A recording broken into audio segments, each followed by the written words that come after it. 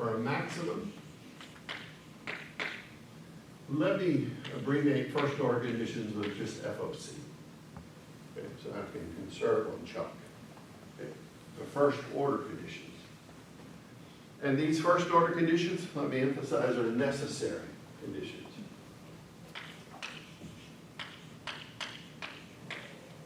These first order conditions have to be satisfied. We are implicitly making an assumption here. We're assuming that the function f is differentiable everywhere. Okay, so the derivatives always exist. The function is continuous. It doesn't have any kink points. It's a nice, smooth, continuous function. So we are assuming that. Then the first order conditions for a maximum are as follows. F sub x equals f sub y equals 0.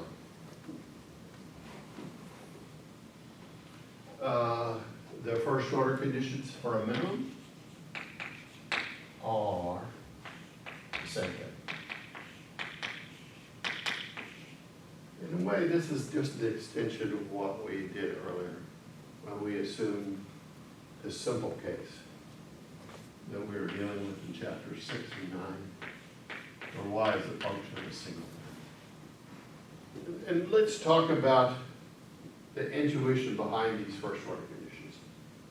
Suppose we're trying to maximize z.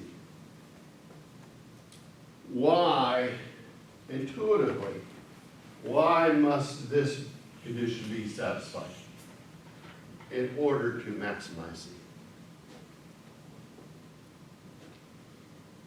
Well, let me help you out here. Suppose you're at a point on the function, and at the existing point you're at, f sub x is greater than 0. What would that mean in words? What is the verbal interpretation of f sub x?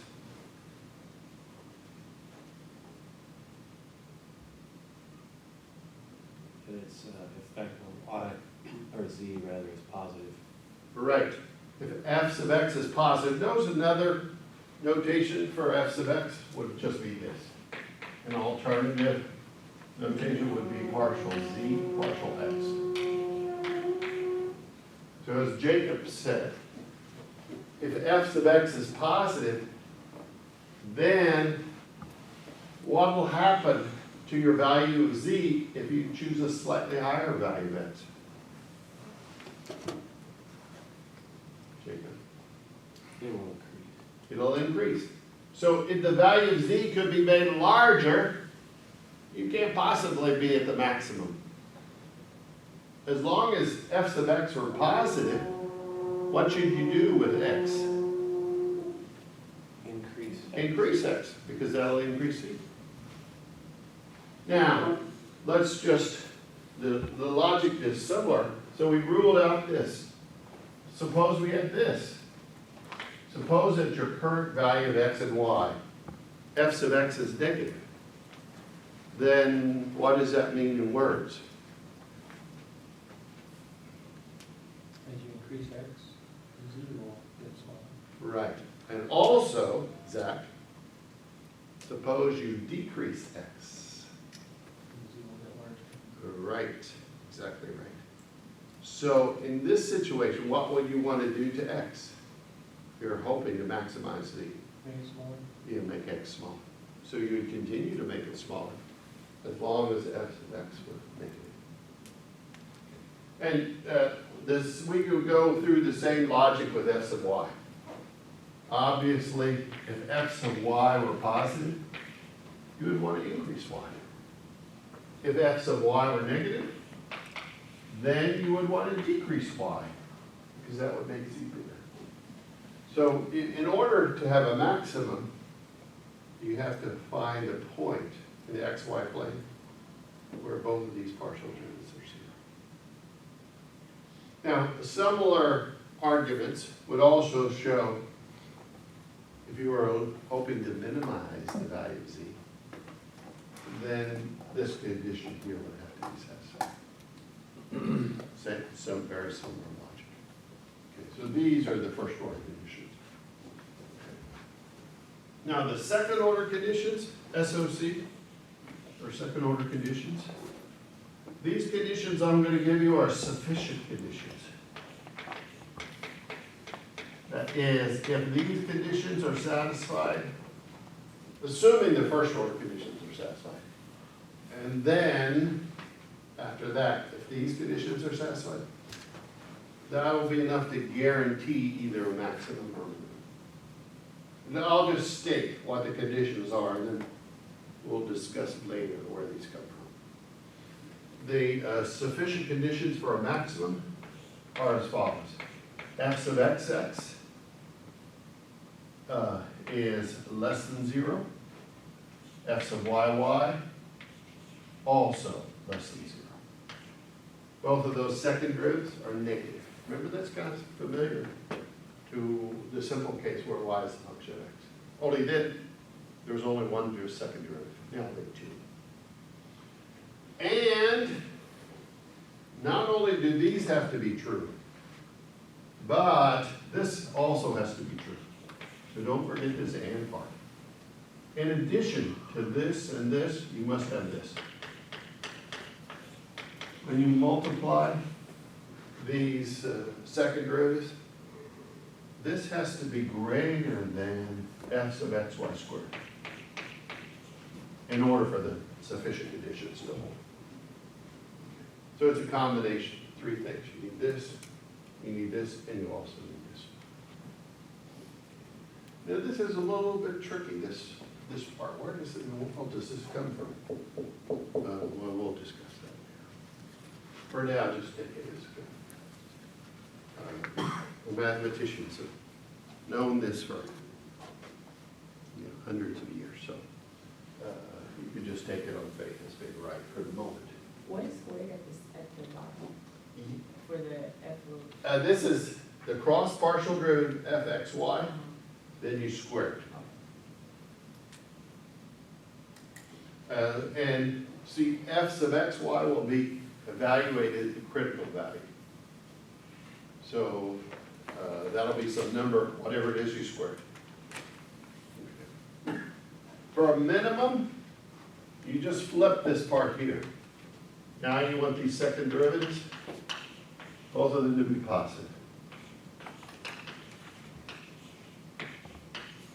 And this condition is exactly the same. You want the product of these 2 second derivatives to be greater than the cross partial derivative squared. All right, let's do some sample problems just to get you used to this.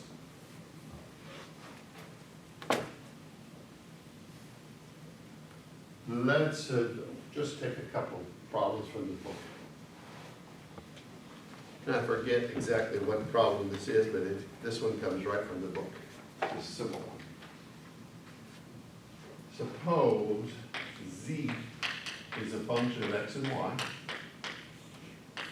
and the function is this one, x squared plus xy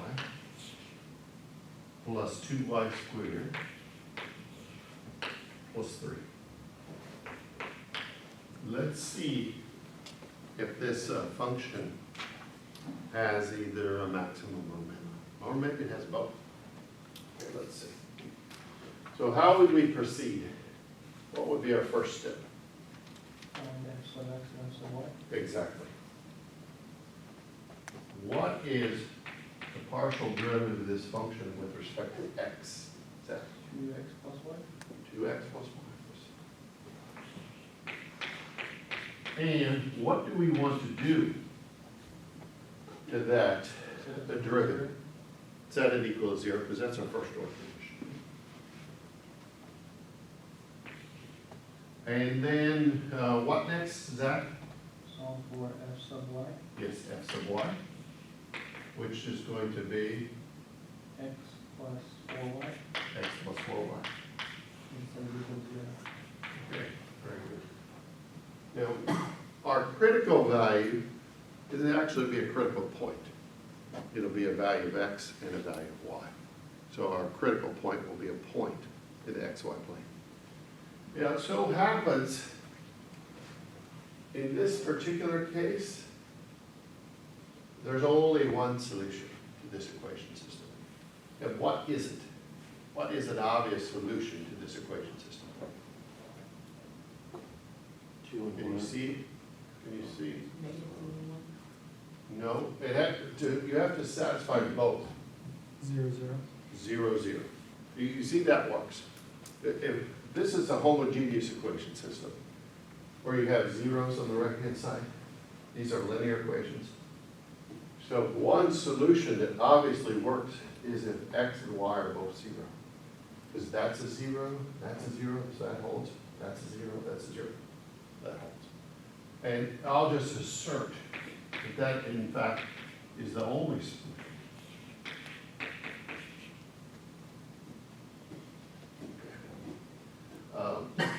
If you graph these equations, one equation would be y equals a minus 2x.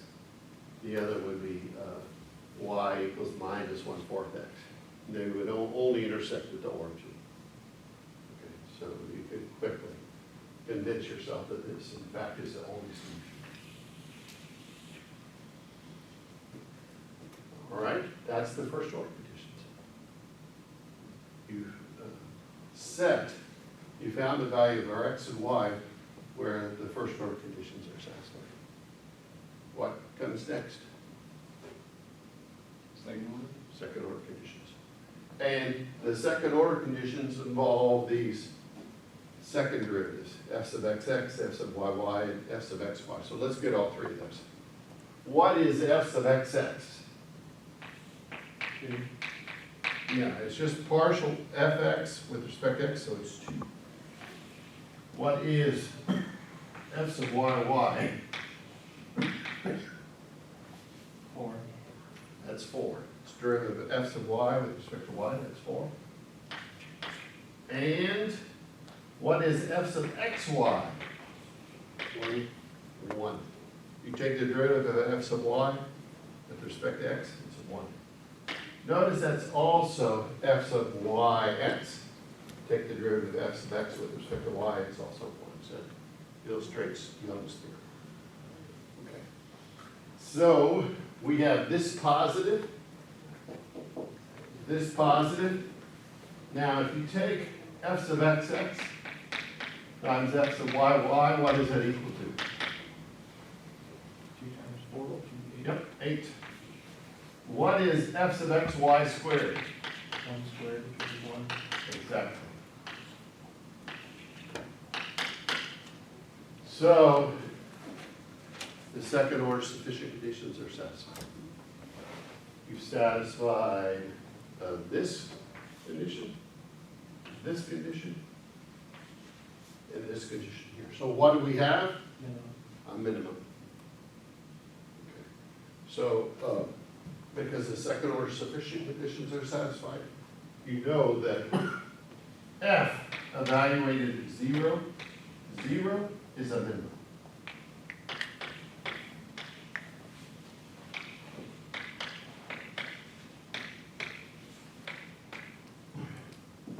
And what is f of 0, 0?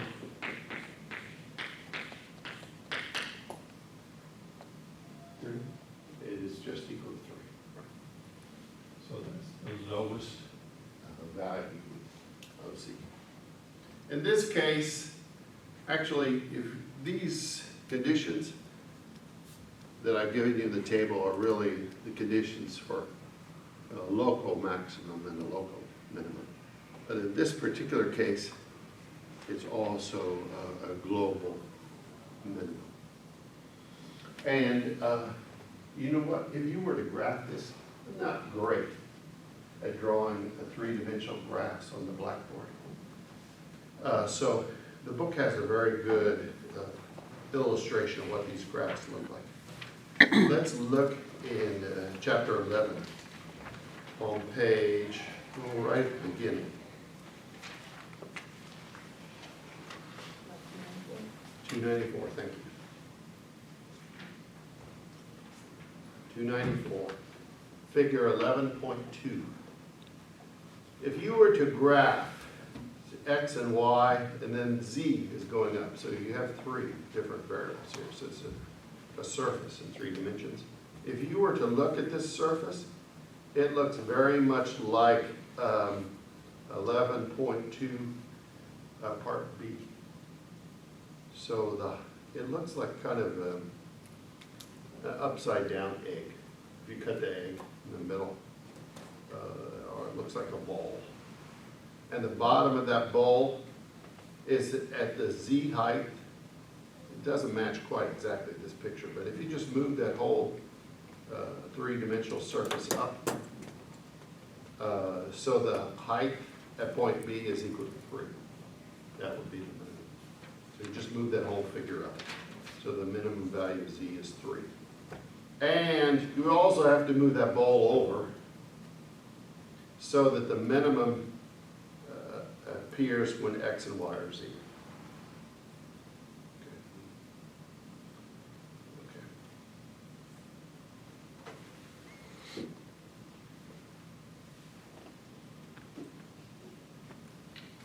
So, you want us to graph these on the quiz? What's that? You want us to graph these on the quiz? I'm not going to, since I'm reluctant to do it myself, I'm not going to demand that you do it. But to get an intuitive understanding of what's going on, you could always use a computer. But I'm not going to spend a lot of time trying to draw these on the blackboard.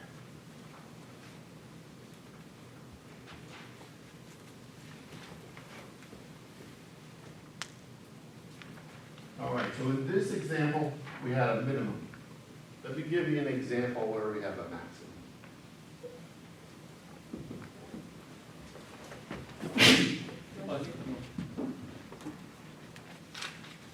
I've already spoiled it by telling you we're going to have a maximum, but we'll have to do, I may have made a mistake. Okay, let's look at this.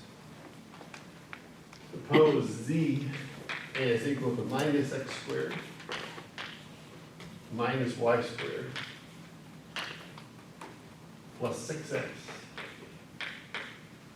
plus 2y.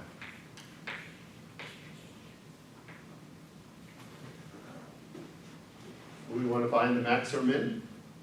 First step, Find f sub x and f sub y. get f sub x and f sub y. And f sub x here is Negative 2x plus 6. negative 2x plus 6. Set that equal to 0. F sub y is going to be, f sub y is just going to be a minus 2y plus 2 equals 0. And these equations are very easily satisfied. You can see the only way you can satisfy this first equation is if x is equal to 3. So from this equation, we know x is 0 equals 3. The second equation, the only way it's going to be satisfied is y is equal to 1. So those are our critical values of x and y. Next, we look at all those second derivatives. F sub xx is what? Negative 2. F sub yy?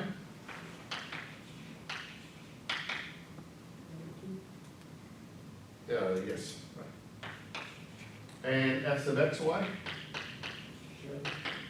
F sub xy is equal to 0.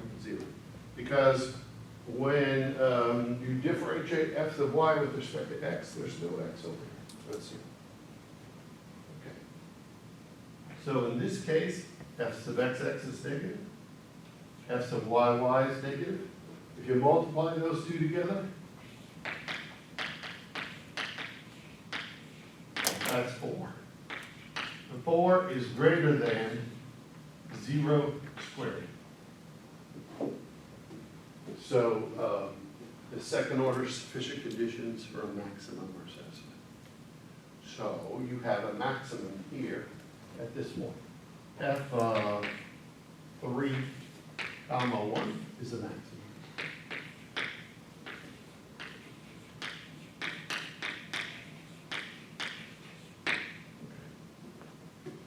And if you plug those values in, let's just plug those values in. What do we get for our maximum value Z? F of 31 is equal to minus 9 minus 1 plus 6 times 3 is 18 plus 2 times 1 is 2. So it's 20 minus 10 is 10. So what this looks like, you have a relative max here. It's also a global max. So this looks like on page 294, 11.2, part A. It looks like a hill, nice smooth hill, where that point A has a Z value of 10. So imagine the height as Z value corresponding to point A. The top of that hill is 10. And if you drop a perpendicular down from point A into the XY plane, that would give you this point here. Those are the values of X and Y that generate the maximum. Okay, so those are the values of X and Y you choose in order to maximize the values.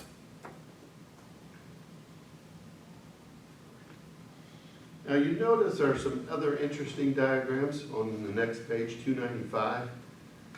In particular, look at part A. If you look at that diagram, at point C, the first order conditions are satisfied. But the second order conditions are not. So what you end up with is a figure, a surface that looks like a saddle. So we would call point C a saddle point. And that'll happen in this case right here. Suppose, well, there's different ways it could happen. But there would all be some violation of these conditions here. So one thing that could happen that would violate it, if these two have the opposite sign. One is negative, the other is positive. The other way you could get this, say, a saddle point, is if this condition right here is violated. If this second condition is violated, that could also generate a saddle. So, first order conditions by themselves are not enough.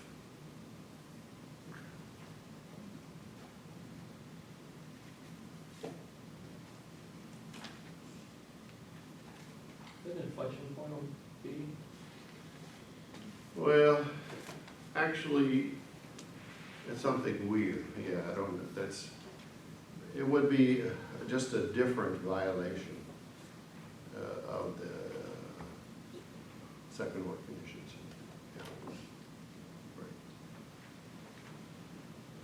Right. A lot of books just say, if these conditions are violated, we'll call the point a saddle point. And most of the saddle points look like that first